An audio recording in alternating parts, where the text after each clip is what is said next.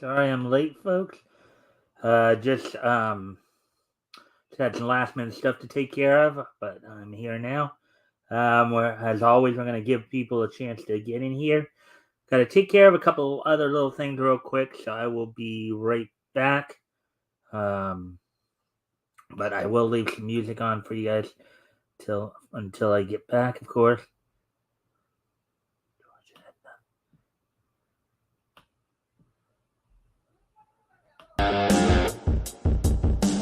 And I'll be right back.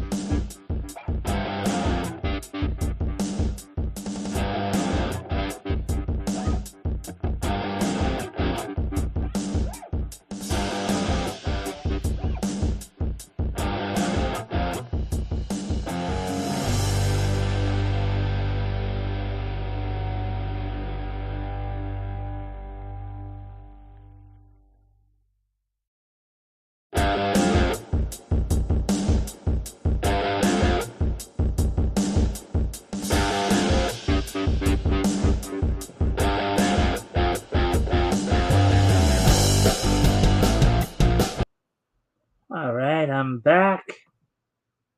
But, as I said, we're just waiting to see if more people come in here.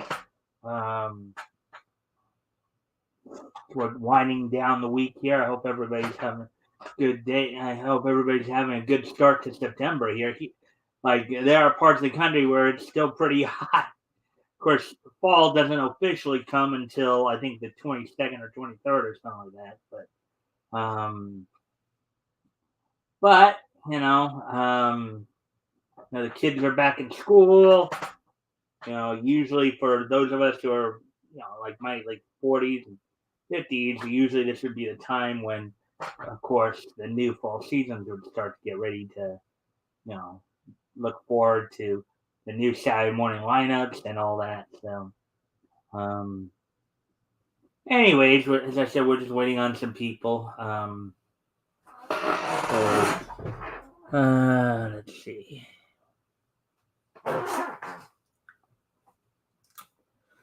I think when Captain America throws his mighty shield, all those who oppose his shield must yield. In the red and the white and the blue it comes true when Captain America throws his mighty shield. Tony Stark makes you feel he's a cool exec with the hottest wheels. As Iron Man, all jets aflame, he fights and fights with repulsor rays. Amazing power, it's Iron Man. Amazing power, it's Iron Man. Doc Bruce Banner, belted by gamma rays, turned into a Hulk. Ain't he just clamoring, wrecking the town with the powerful? You know, ain't so monster.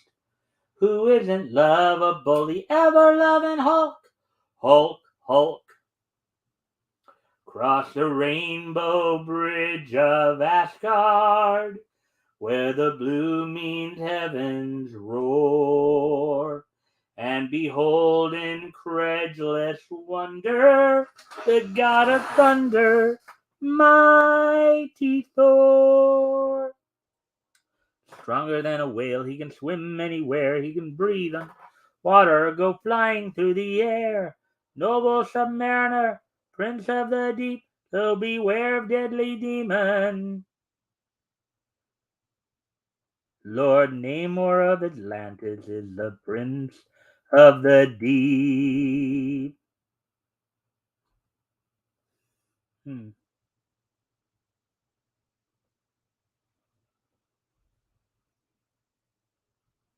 Oh, so there's another story.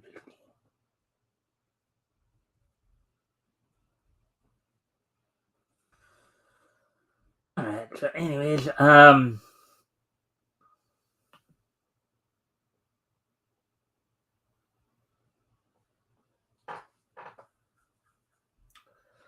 wow, so I just saw that there was another story that just popped up that has some interest, so I'm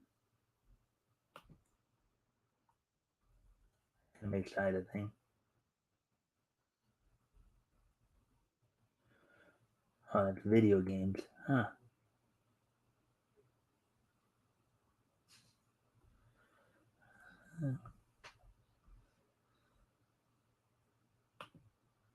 Anyways,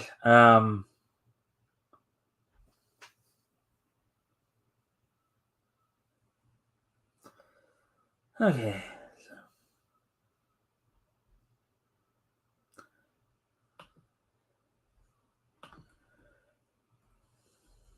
Shueisha and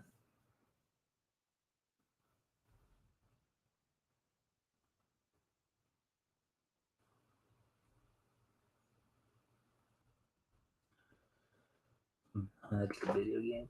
Okay. Anyways, just waiting. Let's see. Oh, we're already at the 8-minute mark here.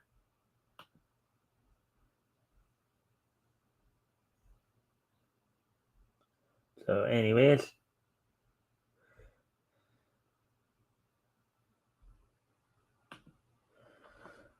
All right.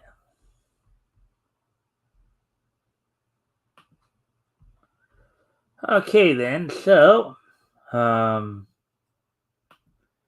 with that. So, here's what's on tap for tonight, guys. Basically, we just have like 4 stories. One from Bounding into Comics, 3 from CBR. Actually, it's going to be more anime heavy tonight. As the the first 3 stories are anime related, and then our last story will be comics related. So, among the stuff we're going to talk about, of course, so one of the first things we're going to talk about is Shueisha. Let me see. Shueisha announces an anime adaptation for Undead Unluck. So an anime adaptation announcement there. Then after that, we also have some profile pieces. One of which going to find out why slavery is so prominent in isekai anime. I was not even aware of that, so we're going to look at that. look at G Kids picking up all the Studio Ghibli licenses. And we're also going to take the one comic related article we're going to take a look at is the story surrounding the, of course, the celebration of our Spider-Man 60th anniversary. Plus, of course, our wrestling roundup. So, with all that being said, why don't we go ahead and get started since we're already past the 10-minute mark here.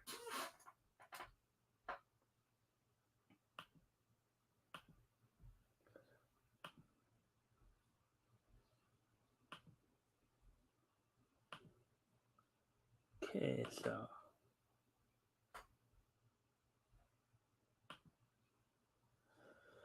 Alrighty then. So here we go with this. I may add the other story anyways. Alright, so Shueisha announces anime adaptation for Undead Unlock. Reveals series production studios. Article by Nerdigans published earlier today.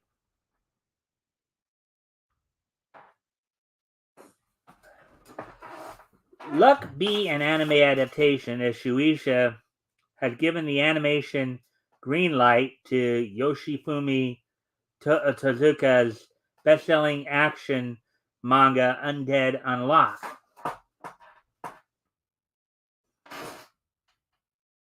This is some emotional work, I guess. Following a 4-week-long teaser campaign by the series' official Twitter, the long-awaited adaptation of Undead Unlock was announced by Tozuka himself via a color spread. Itself a throwback to the manga artist Akira's story in Chapter 52. In Weekly Shonen Jump, attached to the series' 124th chapter. Cool. To commemorate the news, the project's production team released a key visual depicting a protagonist, Andy, the undead negator, ready to launch a finger bullet, and Fuko, the unlock negator, outstretching her hands towards the camera. Finger gun, huh? Finger bullet, huh? Sounds a lot like Yu Yu Hakusho. So that's the thing they're talking about.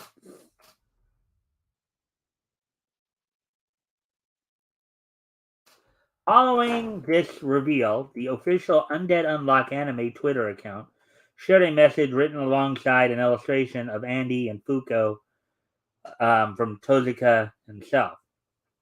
Quote, the day I decided to censor Andy, I gave up my dream of an anime adaptation, quote, wrote the mangaka. That's just, quote, that's just how it is with Andy. Can't change that. So I thought I'd just do my best with the manga. But wait, it's okay, really? Hey, fans, they're okay with it.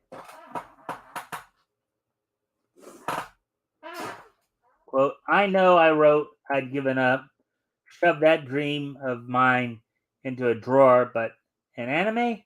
Unquote. He further exclaimed, it's happening, and it's all thanks to you. Thank you so much.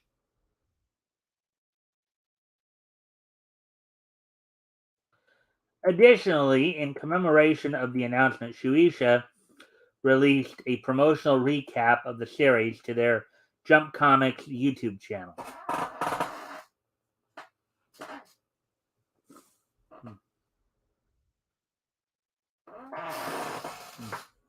Let's see if anybody's on here yet. Nope, it's not.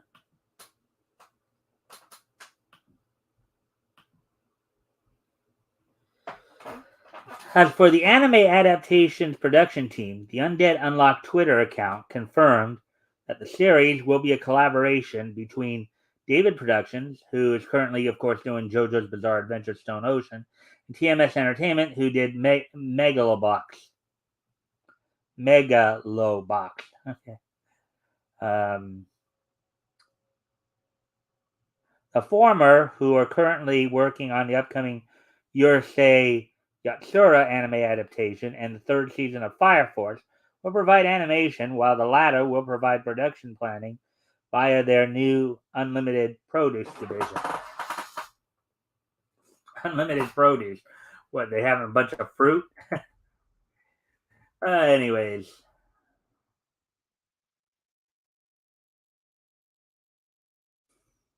2023. According to their website, Unlimited Produce is a new division of TMS Entertainment dedicated to produce anime in collaboration with other studios, with the aim of further strengthening animation production business to meet the increase in global demand for anime. Sounds interesting, but you have to wonder if if conditions are going to get any better for mangaka, though. Unfortunately, for the anime production people. Undead Unlock will be the division's debut series. All right, so they're going to. The anime adaptation for Undead Unlock is scheduled to be released in 2023. All right, so there we go with that one. Now, I wasn't sure if I was going to do this next story because it came late and it's more of a video game story, even though it does have some anime connections. But I decided I am going to do it just because obviously I want more content to drive some more time in. Anyways, I do have to step away from the camera once more time for a few moments. I'll be right back.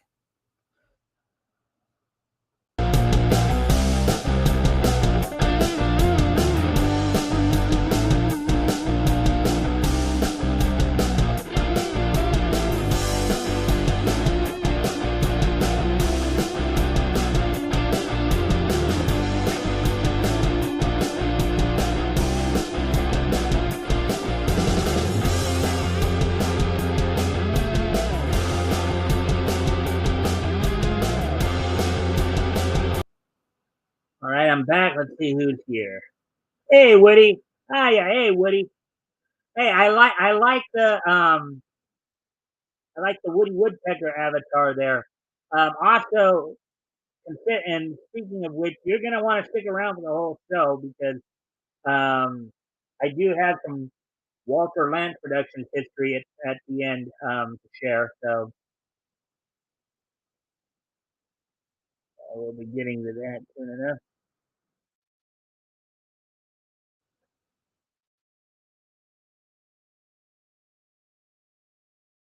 All right. So with that, I'm gonna move on to the next one. Now this is kind of a bonus article because um, initially I was not, this one just kind of came up um, just before the show started, I guess. Um, but considering it talks about some potential censorship stuff, plus it's connected to an anime that I actually like quite a bit, Utawaru Mono. And yes, it's very hard to say. There's more video games, but it does have some anime connections here. So there you go. English localization for Utawaru Mono, Prelude to the Fallen, under scrutiny over NIS America's cutting of lewd and gendered dialogue. Oh boy. So Ryan Pearson, the writer, published earlier today. So NIS America's English localization. So I guess that might be Nintendo. English localization has once again fallen under scrutiny due to the translation work done to the 2020 release of Utawaru Mono Prelude to the Fallen. Now, I do know that Sentai does the anime English dub. I don't know. This is, I guess, the video game, so I don't know if it's the same people who do it. So at Iun Tue is a Twitter account dedicated to highlighting inaccurate translations and outright censorship when English localizers adapt Japanese video games, having showcase the flaws in titles such as Live Alive, Rune Factory 5, Triangle Strategy, and Chrono Cross, the Radical Dreamers edition, among others. Their latest work discussed was Utara Ramono, Prelude to the Fallen, a remake of the 2002 tactical role-playing visual novel, which launched last year. While the remake removed the adult scenes from the original release, it seems the English version pushed censoring even further. To start, there is an alteration when Aruru lies about Aruru carrying protagonist Hakuro's child, Hakulo in the English version. The fatherly Teoro's response is different in Japanese and English. In Japanese, he is supportive, while in English, he laments as though the pregnancy was unplanned. Okay, so this is the Japanese version of the dialogue. Aruru and her baby boy. Machine translation Deepel. Teoro, Anachan, nice one. English, Aruru and daddy's baby. Teoro, now you've done it. Okay, so just so you know,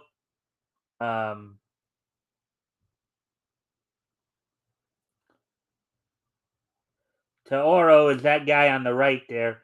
Let's see, Aruru is the one on the left, and Eruru, the one on the right. So,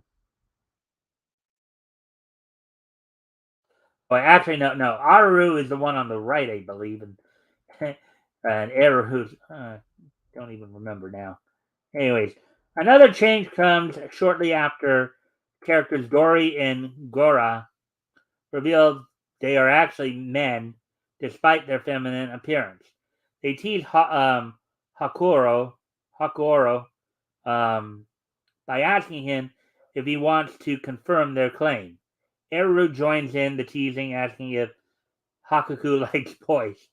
Oh boy, Hakuro likes boys. In English, however, the joke is somewhat toned down by Eru asking if he likes grown men, removing any mention of unusual preferences.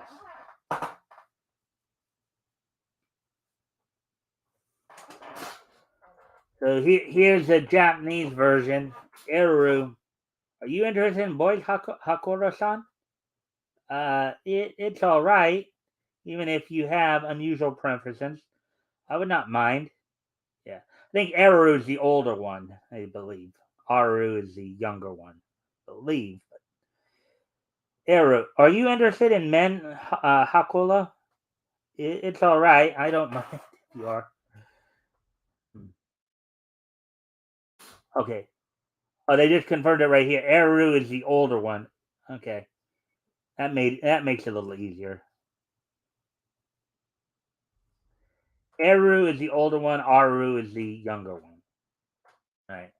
Speaking of the twins, the original Japanese heavily implies Dori and Gora get Oboro drunk and take advantage of him. Quote, young master, would you like another? Unquote, inquired Gora in a Yeah, I remember that scene from the anime. There was some talk of that, or some implication of that.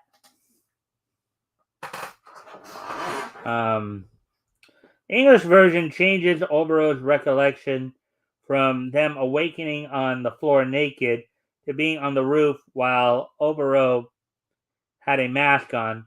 The twins' reaction also had suggestive elements removed. So here's the original Japanese. And I remember in the original anime, they didn't censor all this. ADV did not censor all that. So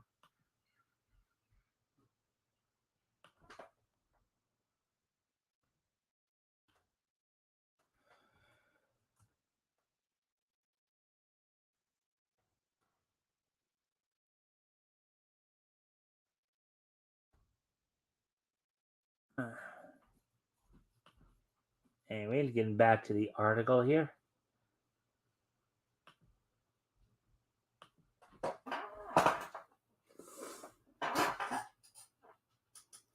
Jamie Obro. Seems like we've made quite the racket. In the morning, we're all lying on the floor bare naked. Hakoro. From the shadows, two gaze at Oboro with concern while seeming oddly flushed. In English, Oboro. Apparently, I wreaked some havoc and some kind of havoc in the morning while lying on the roof. I had my mask on. Hakuro, from the shadows, two burning stares are gazing at Oboro with concern.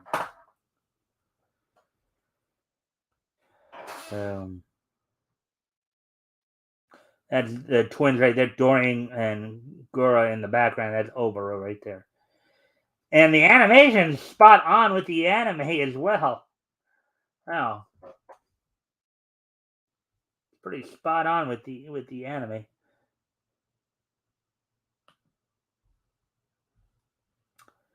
A similar change happens in another scene. Hakuoro asks the twins to look after Oboro after a night of heavy drinking, while in English they merely appear to be attentive bodyguards. Well, yeah. Well, in the game and in the anime, Gora and Gora are Oboro's bodyguards.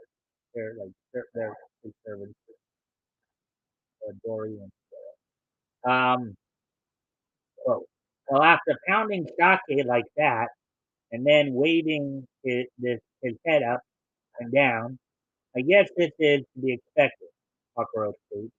In the original Japanese, the pair are less concerned with his well-being, but very eager to take care of him. Maybe they don't want something exposed. Okay, so this is the Japanese exchange right here. Hakuro, take care of Oboro. Hakuro said, take care of Oboro, take him to his room, being translated by a deep L. Dory and Gora, can we really? Yeah, according to Hakuro. Dory and Gora, thank you very much. Hakuro, this isn't something they need to thank me for, but they do seem oddly happy about it.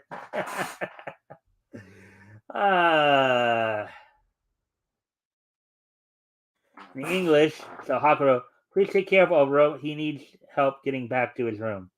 Dory and Gura, is he all right? Hakuro, he will be. Dory and Gura, thank you very much for your consideration towards the young master.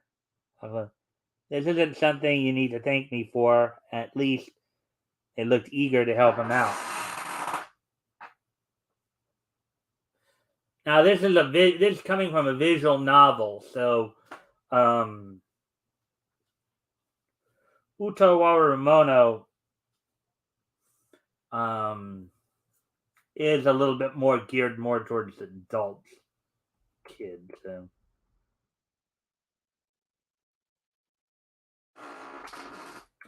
For the next change, at in Iun Tue highlights how Utawaremono, Prelude to the Fallen, had, quote, localization by Nisa, while the PlayStation 4 and PlayStation Vita remake were published by NIS America in 2020. Shiravune published the 2021 PC version. They then highlighted a scene when Karura pulls Hakuro into an embrace, but omits where his hands are placed in the English. Karura is a girl, I believe. Yeah, she's the sword mistress there. Saying that Karura grabs my hands, bringing one to her chest and the other below her abdomen. Yeah, is she trying to tell him that she's pregnant with his child or something like that? In the English, saying that Karula um, grabs my hands and forces me to embrace her.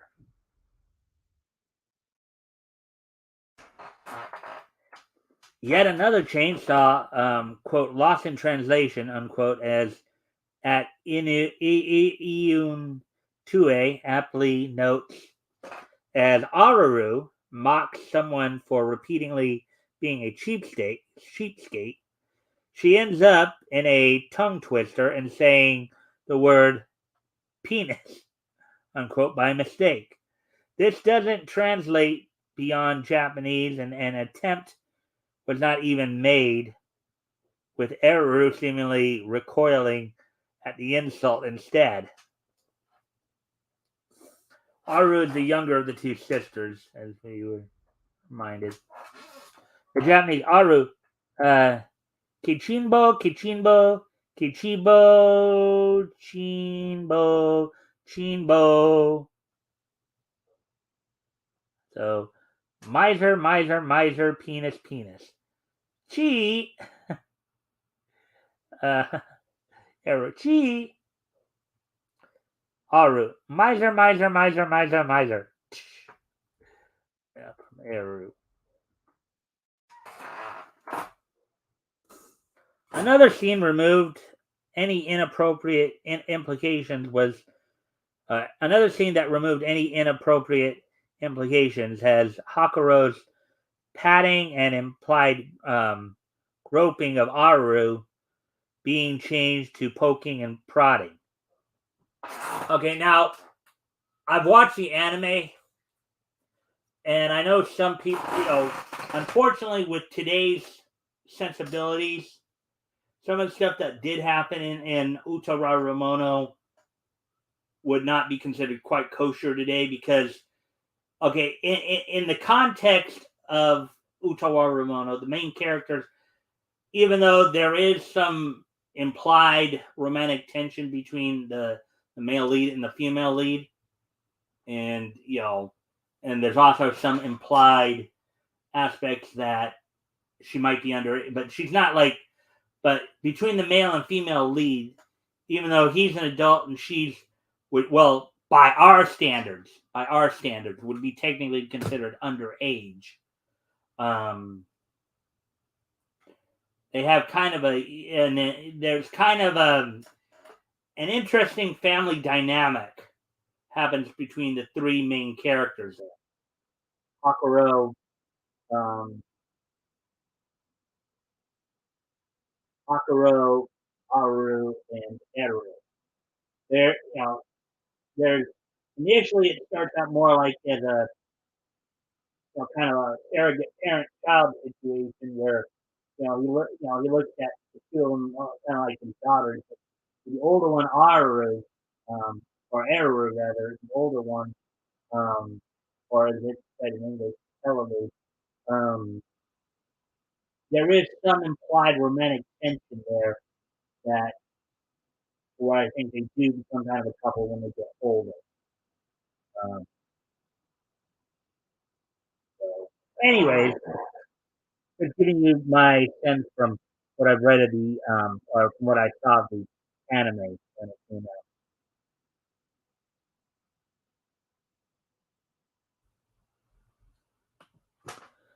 Let's see. Hakuro in the original Japanese. Hakuro, are you sure you're not hurt? Machine translated Depot. Touch, feel, pat.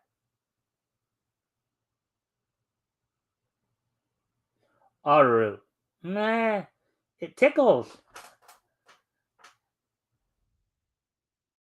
Again, Aru is the younger one, so that's why they'd probably be having some issues there.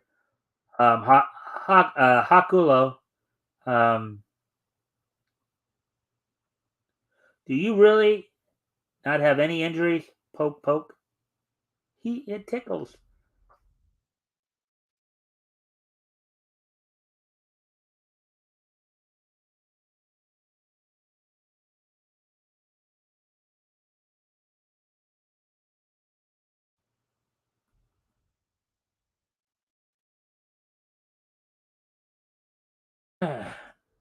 A slightly more serious change comes from a scene where the word inferior is untranslated. In Japanese, Kuya calls those who oppose her an quote unquote inferior species, while in English merely calls them a tribe. The Japanese, Kuya was queen of another country, princess queen of another country. Um, eventually, would ally with Hakala. Um, Japanese Kuya. Who would accept such an inferior species as their ruler? English. Kuya. Who would accept such a tribe as their ruler?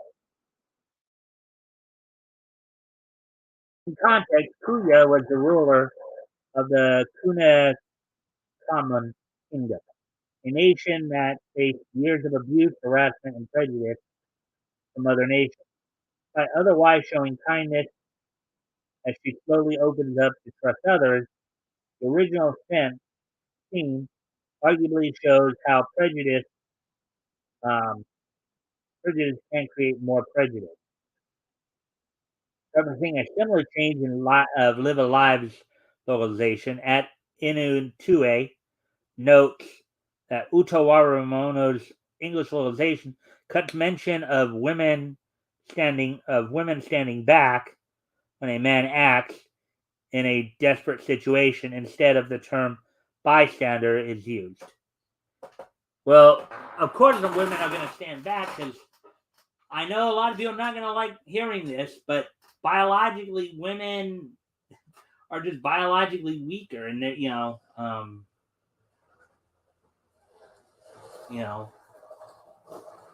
they can't necessarily, granted they're still strong enough, they're probably a lot stronger in some ways like giving childbirth, okay, but that's part of the reason why you don't get a woman because you know you don't lay your hands on a woman because they are generally more delicate.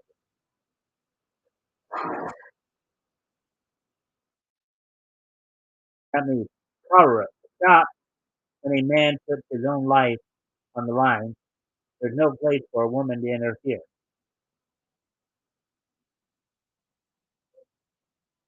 In English, Corolla, stop. When a man puts his own life on the line, there's no place for bystanders to interfere. This is when Eru is probably trying to interject. uh,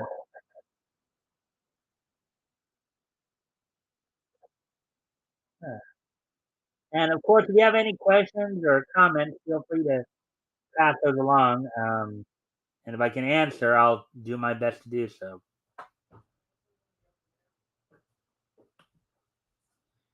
That's kind of a bonus story. I wasn't originally going to cover this, but got my attention enough. So, quote: "This is the second time um, happiness as a woman was removed from the translation. At Iuntue illustrates where their next example, quote, seems like this phrase gets the same treatment. Can't go to my wife. I can't go to my wife. In the scene, Genji Maru begs someone, likely Kuya, who he serves under, to know the joy of raising a child. In English, the message is made more about embracing whatever path in life makes them happy. In the Japanese, Genji Maru. Hereafter, I beg you to seize your happiness as a mere woman. Genji Maru, please find your own happiness. So it sounds like the localizers are like really trying to make it,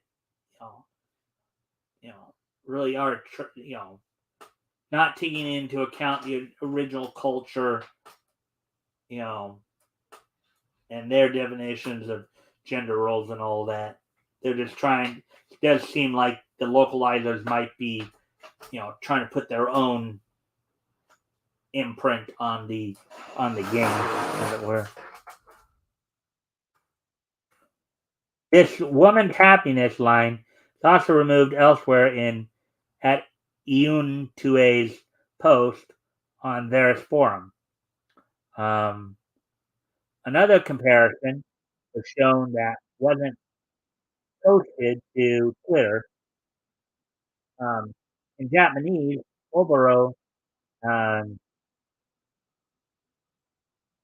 Oboro talks about helping make a female character happy as a woman, unquote, while in English this is merely his hope for her to have her dreams fulfilled. Japanese. The Japanese overall is saying, I don't know how long it will be, but I want to make her happy as a woman. I want to give her what she wants. In translation, Oboro, in English, they translated it as Oboro saying, I do not know how much time she has left, but I would like to for her to fulfill her dream. So this is probably in reference. So I know from the anime in the show, Oboro has a younger sister who is basically very sickly. Um, she's basically very sickly. She is not long for this world, and he's trying to, you know.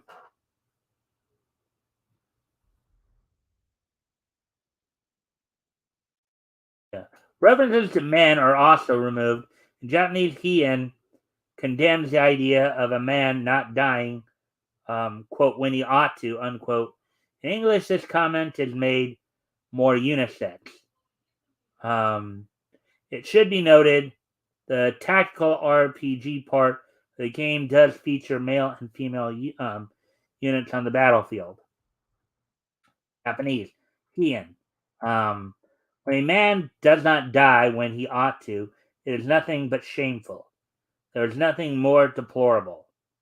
In English, Hien says, when one does not die when they ought to, it is nothing but shameful.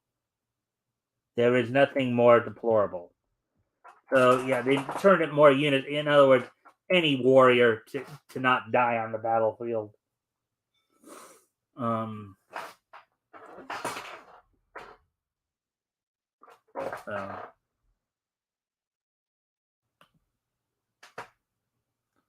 we have 3 people here.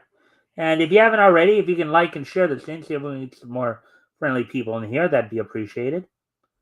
Finally, at Iun 2A highlights how even referring to a baby girl seemingly problematic, as a line which roughly translates to, quote, because it's a girl, unquote, it's left untranslated. Hakuro. Iceman, which in Japanese, Iceman. Now, Iceman was the name they originally the name given to Hakuro because he was supposedly frozen in ice for a long time. Anyways, I need to step away from the computer for a moment here. Make some lighting adjustments here. I'll be right back. I'll put some music on while I'm away.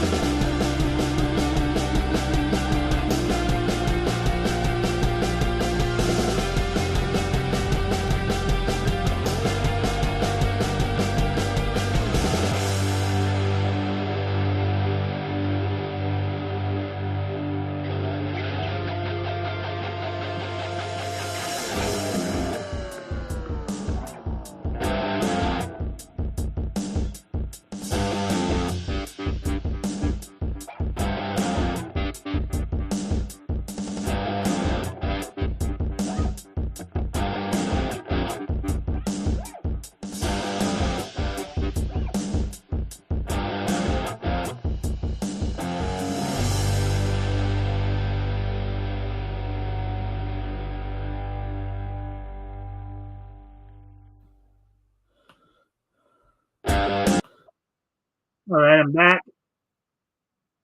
Here we go.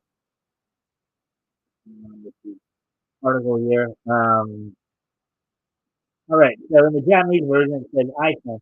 The say a child who sleeps grows up.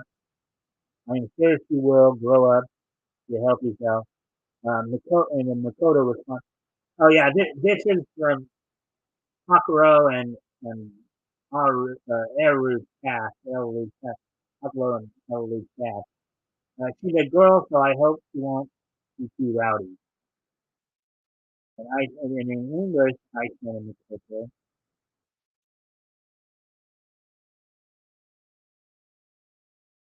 human child is growing. Her she'll grow up to be rowdy.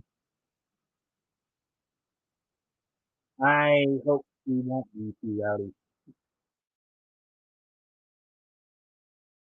What do you think? Let us know on social media. And yeah, it does like they're doing something. I don't know if they're trying to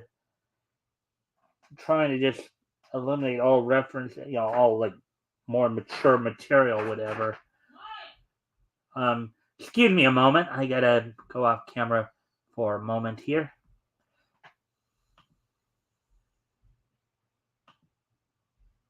I'll be right back.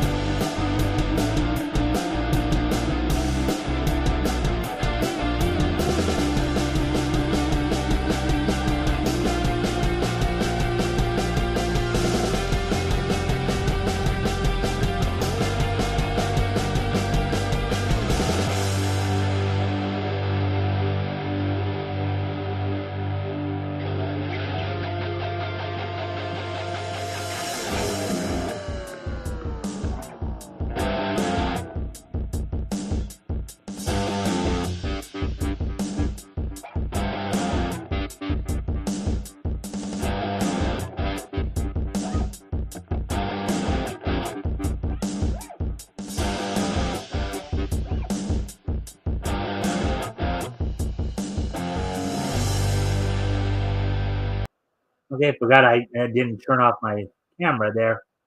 Yeah, so I'm back. Sorry about that. My sister gave me some dinner, so I might be might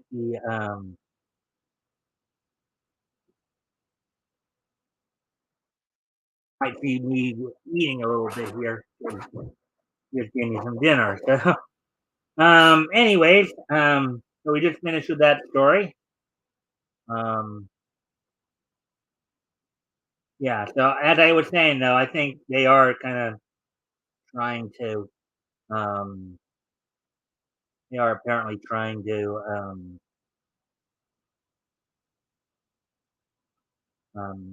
censor that a little bit. But anyways, getting ready to move on to our next article then. Continuing. This was a bonus article that just kind of popped up last minute, so I figured I'd add it to this. Um,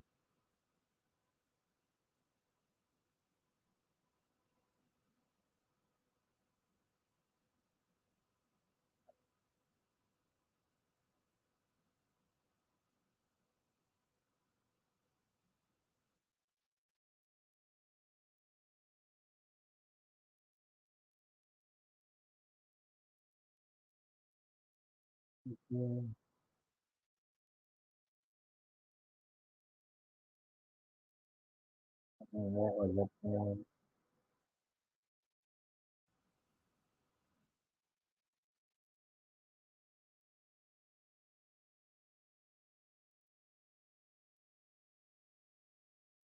Two kids.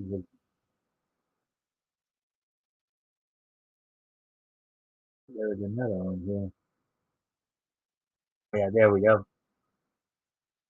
All right, so here we go with the next story here. Um,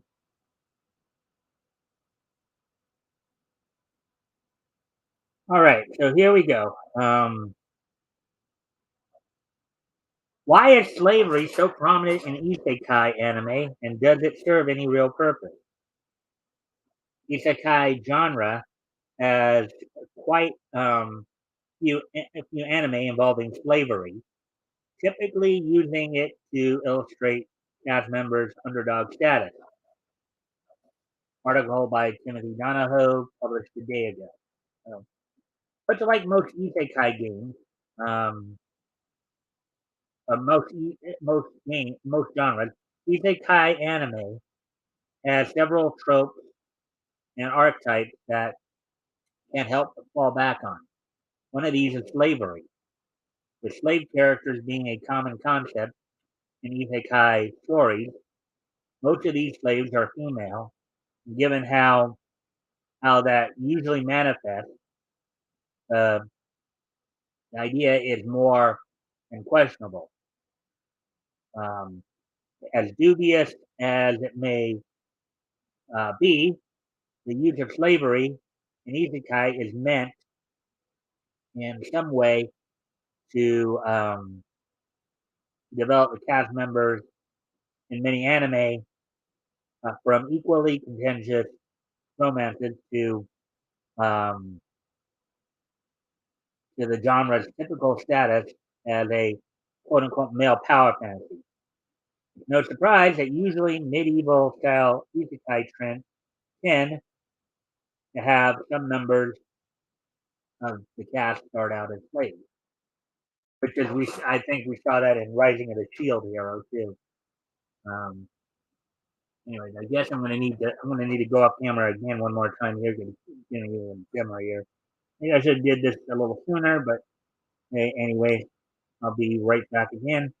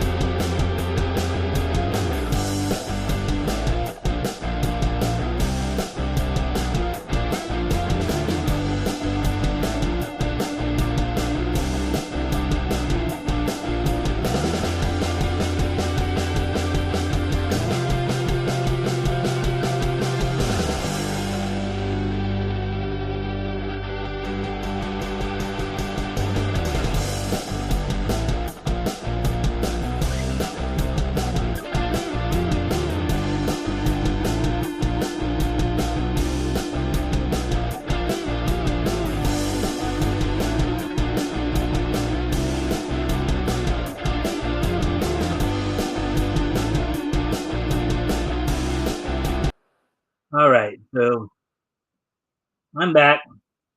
So let's continue on with the article here.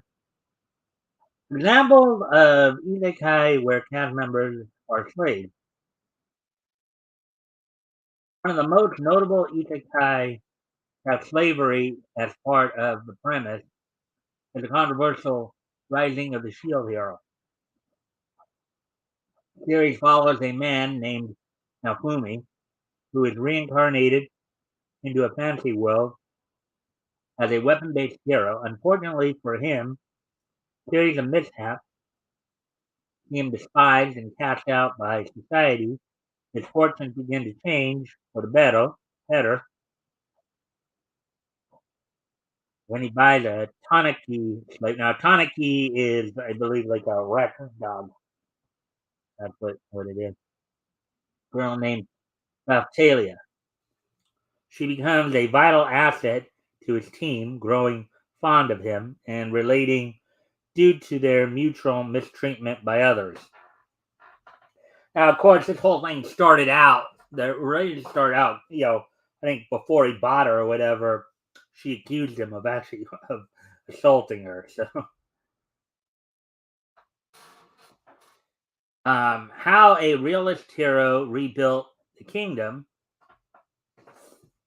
is known for its fittingly realistic world building, with a humanities student being reborn using his civics knowledge to help whip a kingdom into shape. Slavery is a big part of the world he's reborn into, showcasing just how tumultuous the new world is.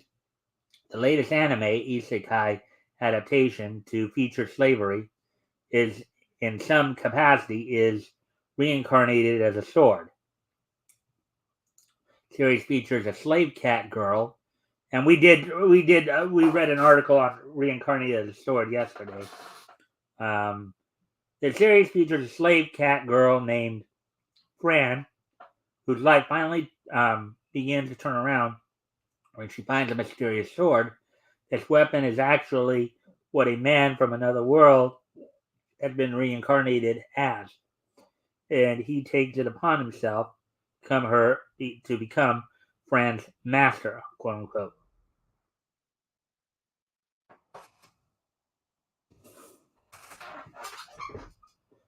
Um, these are the only isekai anime or anime in general to feature slaves.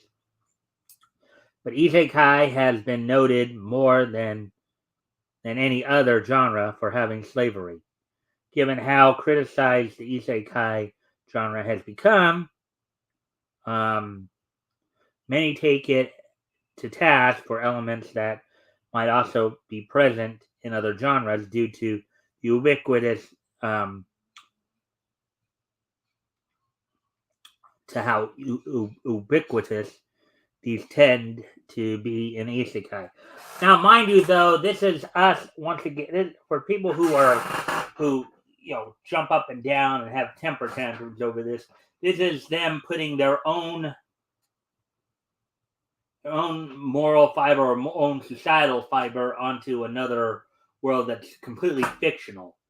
Okay, I mean, yes, there's always been slavery, unfortunately, but even going back to ancient times.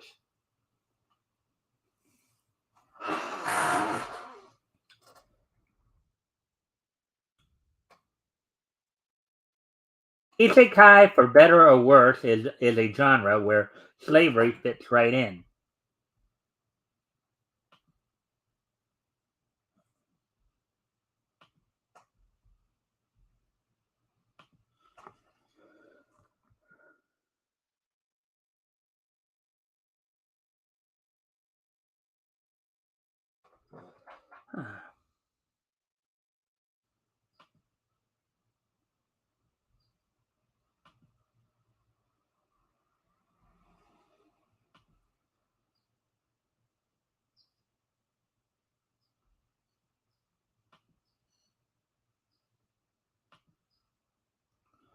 There we go. Okay. Just says here, Isekai, for better or worse, genre where slavery fits right in. More than any other anime genre, isekai is seen as being made up of, quote, male power fantasies, quote, with loser male protagonists being reborn in a world where everything comes easily to them. This includes success with the opposite sex, leading to an intersection with the harem genre, given how many beautiful women fall head over heels for the main hero. The ultimate fruition of such fantasy could be that said women are incredibly vulnerable before the hero swoops in to save them from from their lot in life. In that case, slavery would easily be one of the direct straits that a character could be in, making the hero seem like a great guy by bringing them out of the situation. Of course, this usually leads to the female characters falling for male heroes, adding to the fantasy.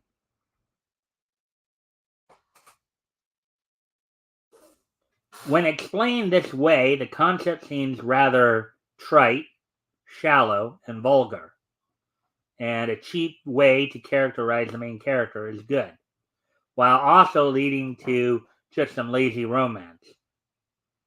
At the same time, when protagonists are outcast in their own way, such as in Rising of the Shield Hero, their aligning themselves with former slaves makes sense in the context of their fictional world. Female or not, these slaves are on the bottom of the societal totem pole, just like the main characters.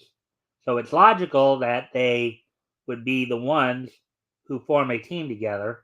This way, isekai isn't a male power fantasy, quote unquote, so much as a loser power fantasy, quote unquote. So basically, what he's arguing, okay, showcasing a team of nobodies who take on the world that has rejected them. So basically, it's like if you're not, if in the real world you're not the prettiest or the most successful or the richest or whatever, you go into these worlds, you are that. That's the loser making good basically, which is a quite a nice story. Of course, slavery isn't inherent in isekai, with stories that have a lesser focus on medieval settings, usually eschewing the concept entirely. Moreover, with more isekai-like novels, manga, and anime progressively being made, it's possible that the trope, along with the generic JRPG setting as a whole, will eventually start dying down. However, as it stands, it makes sense why this is such a controversial and disputable element. One that certainly isn't doing the isekai genre as a whole any favors. So kind of basically what he's saying there is that because it does have slavery in it as part of the story, therefore it's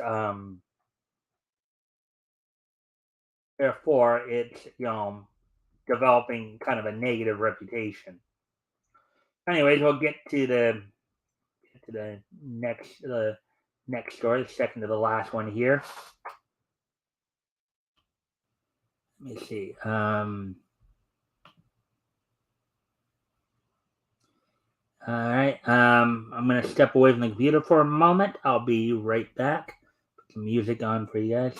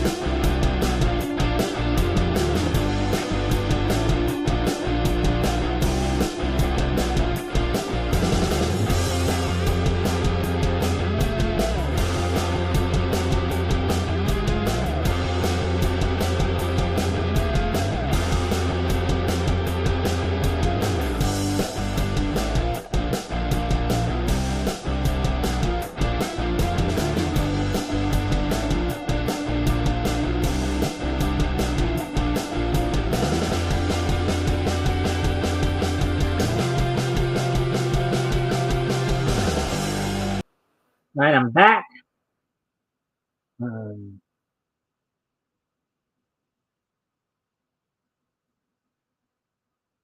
the YouTube and Springer are playing their games again.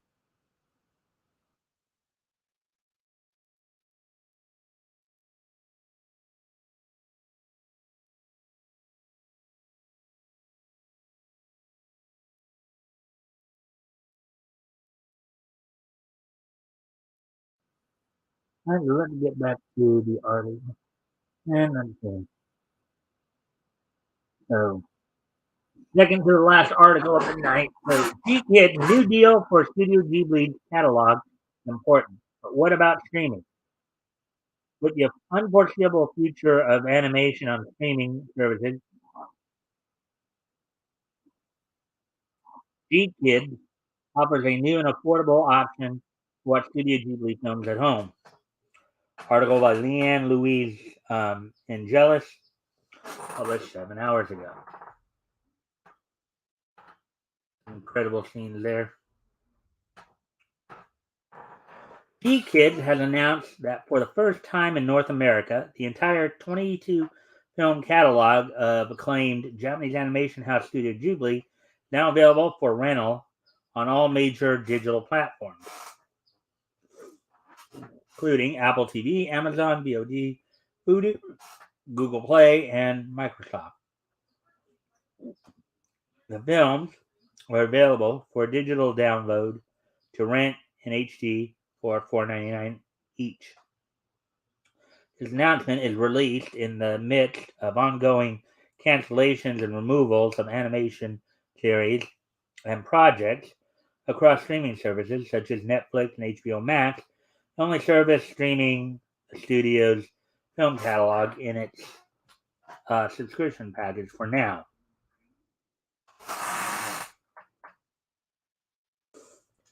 Why Studio Ghibli's streaming ban was lifted in 2019.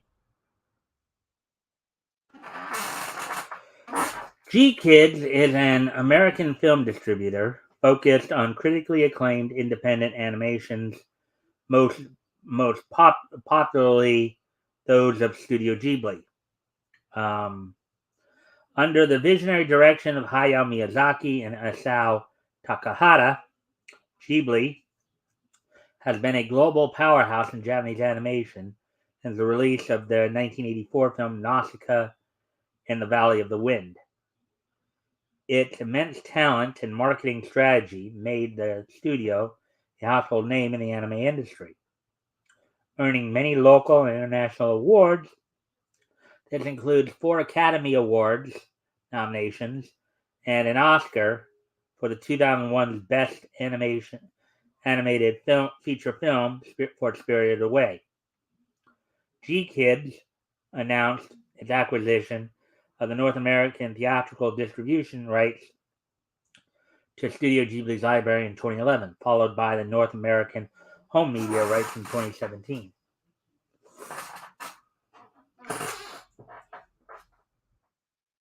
The beloved studio was initially hesitant on making films available on digital platforms, favoring the experience of theatrical releases and physical media over the rise of streaming services.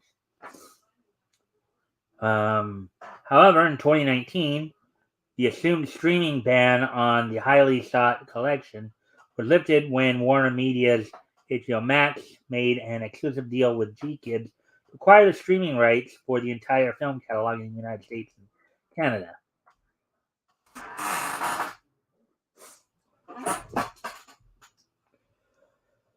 According to the former president and co-founder of Studio Ghibli, Toshio Suzuki, the ban was lifted for 2 reasons: money and Miyazaki's own lack of knowledge of what a streaming service is.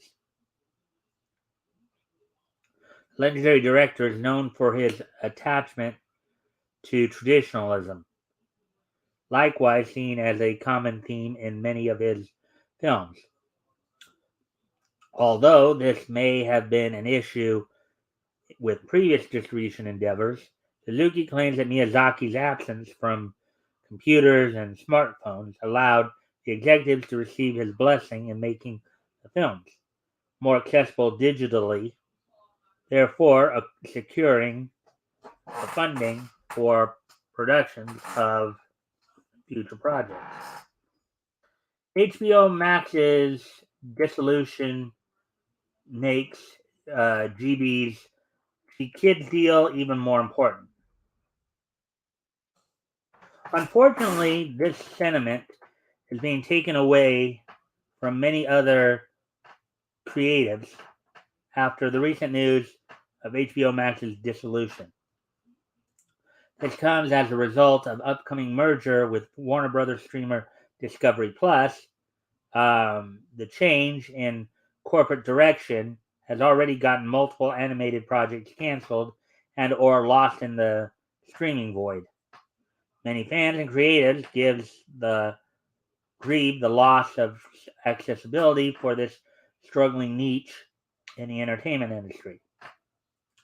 Along with constant budget cuts, abrupt cancellation, and the realization that digital streaming is vulnerable to the nature of the beast that is corporate business, many fans and creators are rightfully concerned for the future of animation on streaming services.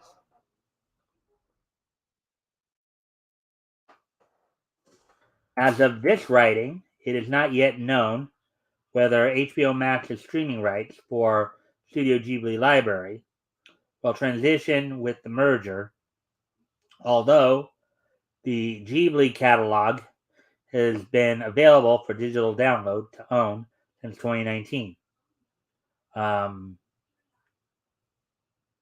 G Kids now offers another option that is more affordable for the many North Americans who wish to continue experiencing the comfort and wonder of these animated films from home. Alrighty then, so there we go with that one. Now we will get to our lone comic story of the night here in a moment.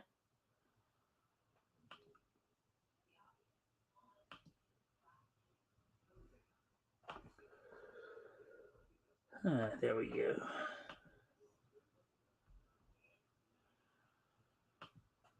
I'm going to step away from the computer for a moment while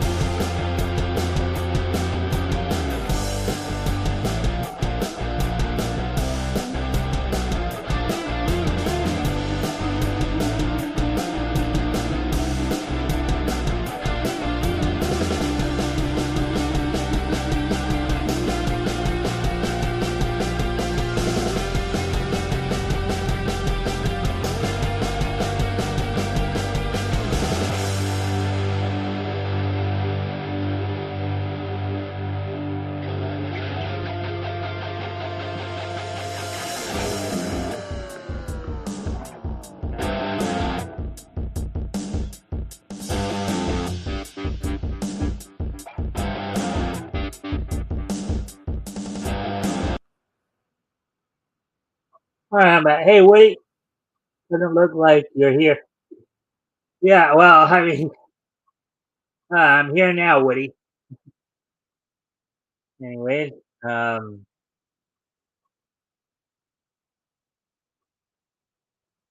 to go let RJ know I was about to get into a comics related article here. All right, so here we go. Spider-Man's 60th anniversary includes Neil Gaiman, Steve Ditko cameos.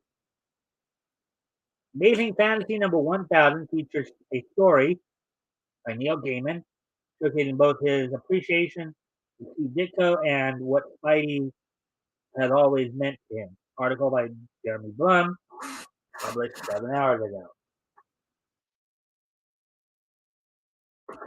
Following article contains spoilers for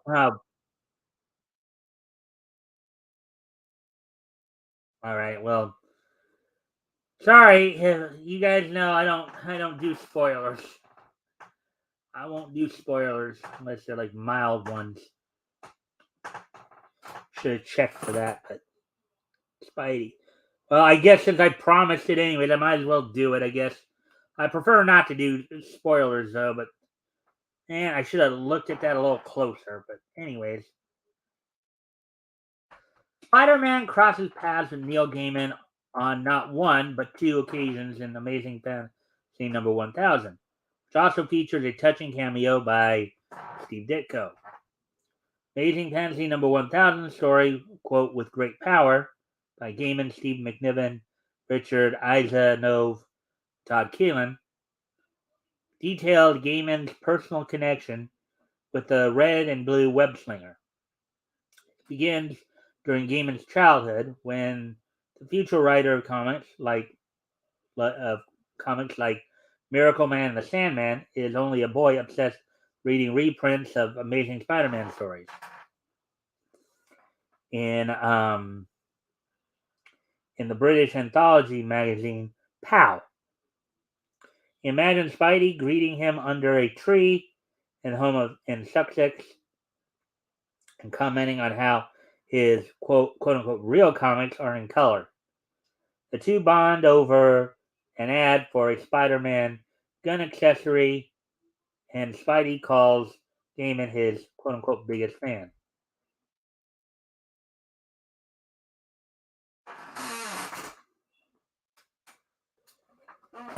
Years later, Gaiman is in New York visiting the Marvel offices.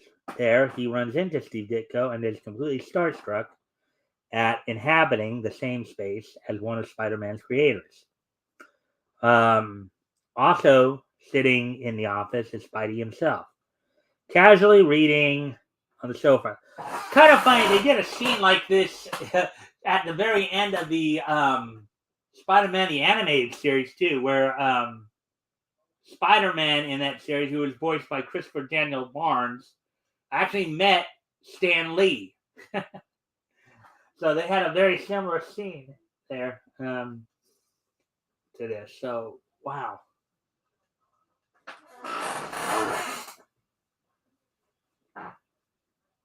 Let's see.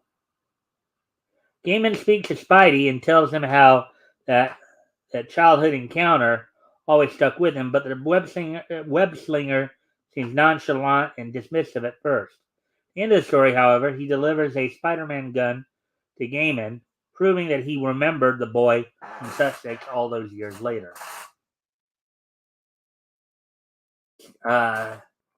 Steve Gaiman's deep appreciation. Okay, I think that's a typo, right? I think that's supposed to be Neil Gaiman's deep appreciation for Steve Ditko. There's a typo right there.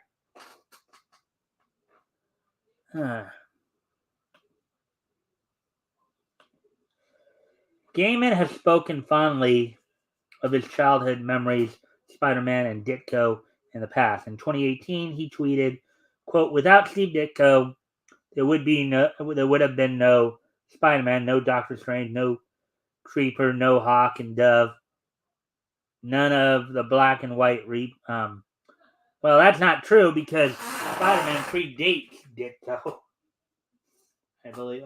Maybe not. Because maybe Ditko did help create, because I think he was the artist. Or Stan Lee was the writer. I didn't think about it.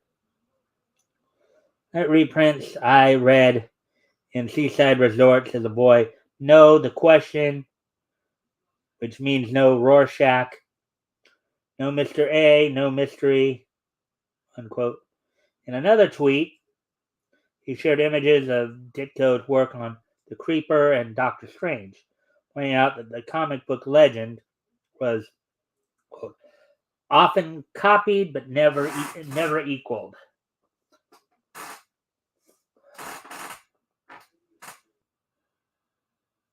Yeah, it reminds me of another saying, but I kind of can't think of the words to that other saying now, though.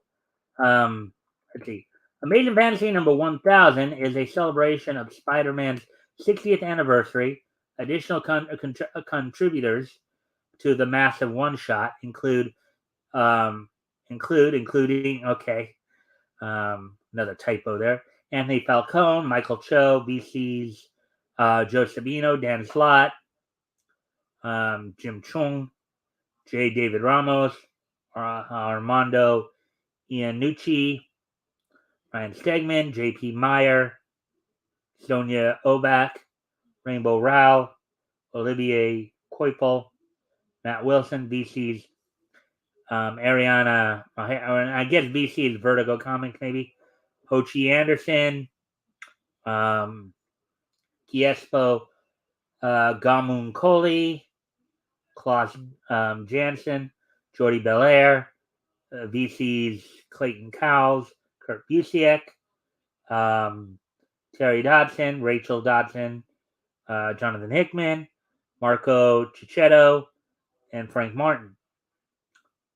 Featuring cover art by John Romita Jr., Scott Hanna, and Alejandro Sanchez, and variant cover art by J. Scott Campbell, Sabine Rich, Torian Clark, McNiven, Peach Momoko, Joe Quesada, Danny Miki, and Issa Nova. Amazing Fantasy number 1000 on sale now from Marvel. All right, so there we go. So that's all the articles we have for you guys tonight.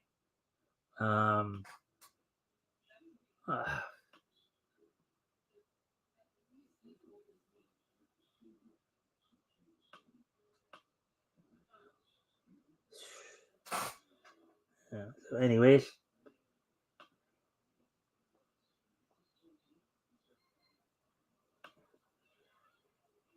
Alrighty then. So with that. Alright, so we have hour 26, so. Alright, so we'll do a little bit of wrestling roundup here and then get the history and then start to wrap things up here. So yeah, so some WWE news coming out, of course. So this weekend, of course, they have Clash at the Castle in Cardiff, Wales. I've already talked a lot about that. And of course, one of the other big news items that came out today was that Braun Strowman is coming back to WWE. It's been confirmed that he's coming back. He'll be making his return on this Monday's Raw, right after the Clash of the Castle event. So I have to wait and see what's going on there. Now in AEW news, last night's Dynamite saw quite a bit of action, and again, as they prepare for Sunday's All Out. So apparently during a couple of segments there, John Moxley left an open contract in the ring for anybody to challenge him for the AEW World Title, and lo and behold, CM Punk answered the challenge. Now, I don't know what's going on here, if this is some kind of swerve they're setting up or whatever, because originally they were going to have them battle at All Out, but then they decided to have the match, a unification match, All Out, but then they decided to have it 2 weeks early. Now, we saw that Punk had been out because he had a foot injury that required surgery. He comes back, and during the match, he re-injured, or I don't know if he re-injured the same foot or injured another foot, or hurt the other foot. But basically, it just seems so incredibly dumb the way they're playing off of this. In other news, of course, W. Morrissey made his return to All Elite, or made his debut in All Elite, coming off of his time in Impact Wrestling.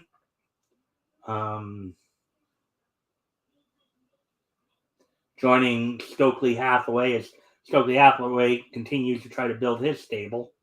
He had Bryan Danielson defeat Jake Hager in the lead up to his match with Jake Hager. You had the Elite advancing to the Trios tournament title at All Out. You had Hikaru Shida and Tony Storm get the win over Dr. Britt Baker and Jamie Hayter in the tag team match. And apparently that match is still going on, the interim world title. Now, it was also, from one of the things I was reading too, it has been since clarified that Thunder Rosa is legitimately injured. She went on, a lot of people were thinking that maybe due to some heat between her and in particular Jamie Hayter, that they kind of did the injury angle to kind of get her off TV or get her out of the situation and cool things off. But as it turns out, she apparently suffered a legit back injury. And so now the 4-way for the interim women's championship will be happening at All Out. And the winner of that will, at some later point, once Rosa has recovered and returns, will have a unification match as they did here. So apparently, and from when I was doing some research on it, apparently AEW likes utilizing the interim title concept more than doing what most promotions do, just take the title off the person and then bring it, when they're ready to come back and have them re-challenge for the title. But yeah, so let's see. Also, there's been a lot of heat going on backstage. One AEW star has left the company, Bobby Fish, apparently dissatisfied with the lack of TV time, the lack of matches. Has either he was let go or he allowed his contract to expire, one of the two. But Bobby Fish is no longer in AEW. So we'll see where he ends up. That's kind of interesting because the whole undisputed angle with Adam Cole and Kyle O'Reilly, I think are coming back soon. Because I was just reading some stuff where they may be cleared soon. But AEW's got some serious problems though, because they're too top heavy. They got too many.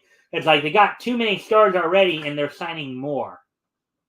I just mentioned the Morrissey. They're looking to sign more, and I think that's just a formula. It's ultimately going to be, even if they start adding more and more titles, okay, if you can't get these people on TV more often, and really work the storylines more, then and you're going to have a lot of from the sounds of it, sounds like the AEW locker room is already pretty unhappy because of all this. So, now there has been some speculation that once Tony Khan can get a TV deal for Ring of Honor, then they may split the roster up a bit and send some of the guys over to Ring of Honor and keep some of the guys on AEW. So that might help situations if it comes to that. But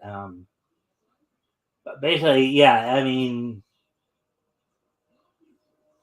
to quote Kuwabara from Yu Yu Hakusho, what his sister told him was, it's never good to eat too much in one sitting. So I think that's basically what AEW here is doing. Anyways, so with all that, let's go ahead and start wrapping things up. Time for this day in Neat's history. History! So anyways, just take a quick peek here. Today is September 1st, 2022. So let's take a look back at this day in Neat's history. And as I mentioned, of course, the very first thing we're going to talk about, and I mentioned this to some people earlier too, is first off, we're going to head back 50 years ago today to 1972.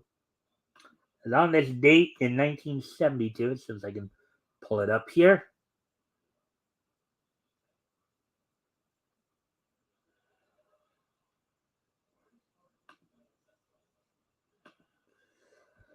and there's what I was, of course, talking about earlier, and I mentioned this a few times tonight on some other streams as well.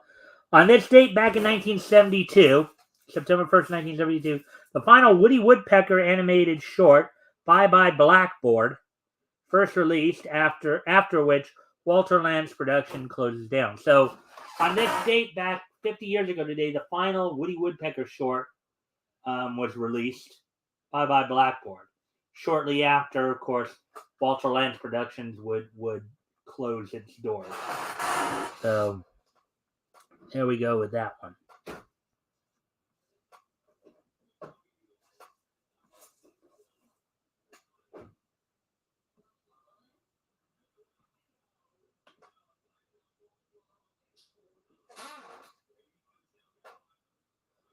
The Lost Woodpecker.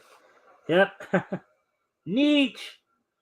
I tell you should stick around, Woody, because told you it would be good to stick around because the Last Woodpecker. Yeah.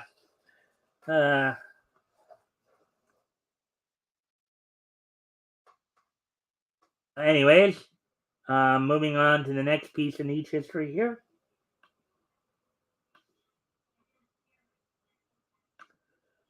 As on this date in 1992, which was 30 years ago today, on this date in 1992, the 10th issue of Green Hornet from Now Comics went on sale on this date for $1.95, 32 pages. It was part one of the Huntsman storyline, written by Chuck Dixon and Clint McElroy, penciled by Todd Smith. David Murray did the inking. Andrea Albert did the lettering, and Suzanne Diedrink did the coloring. So on this date, 30 years ago today, 10th issue of Green Hornet from Now Comics went on sale on this date. So there we go with that one. Getting ready to move on to this date 15 years ago today. We move on to 2007. As first off, on this date in 2007, which I think happened to be a Saturday, during the ECW on Sci-Fi taping, CM Punk, who is currently about to challenge Jon Moxley for the AEW World Championship this weekend. On this date, 15 years ago today, CM Punk actually defeated John Morrison for the ECW Heavyweight Championship. Now, of course, this is when ECW was actually part of WWE, and they had ECW on Sci-Fi. So on this date in 2007, 15 years ago today, CM Punk would defeat John Morrison during the ECW on Sci-Fi TV team. Also on this date in pro wrestling history, Adam Pearce would defeat Brent Albright to win the vacant NWA World Heavyweight Championship. So on this date, as well, Adam Pearce would defeat Brent Albright for the vacant NWA World Heavyweight Championship. So this would start kind of a run of Pearce being one of the top guys in the NWA. Kind of modeled himself after Jerry Lawler in a way. So anyway, there we go with that, and here we go with one of my classic sayings, Woody. 2007 was just so nice that we're gonna hit it twice. So also on this date in 2007, from Studio Kara, Evangelion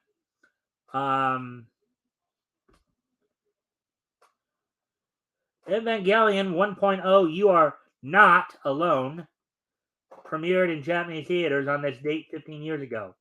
This date 15 years ago today, Evangelion, You Are Not Alone, premiered in theaters from Studio Kara. So there you go, guys. All right, well, that's it for everything tonight. Don't forget, tomorrow night, RJ Carter from Critical Blast is going to join me as we finish up our coverage of April 1939 and the historical comic retrospect. We're going to be focusing in on comics that went on sale in April 1939 from Quality Comics and United Features Syndicate. We're going to take a quick peek at the 5th issue of the single series from United Features that featured, of course, Fritzy Ritz and Phil Fumble. And then we're going to get into feature comics number 21 with, of course, our old buddy Captain Napkin Face, The Clock, and Black X, among others. And a special programming note for you guys as well. This coming Monday being Labor Day, we're going to be doing a open mic, open panel night. So I'm going to be sending links out to people to join in if they should so wish to. So Monday's going to be an open mic, open panel due to the holiday, and then we'll get back to the normal mood. So anyways, guys, I hope to see everybody back here tomorrow. Bye.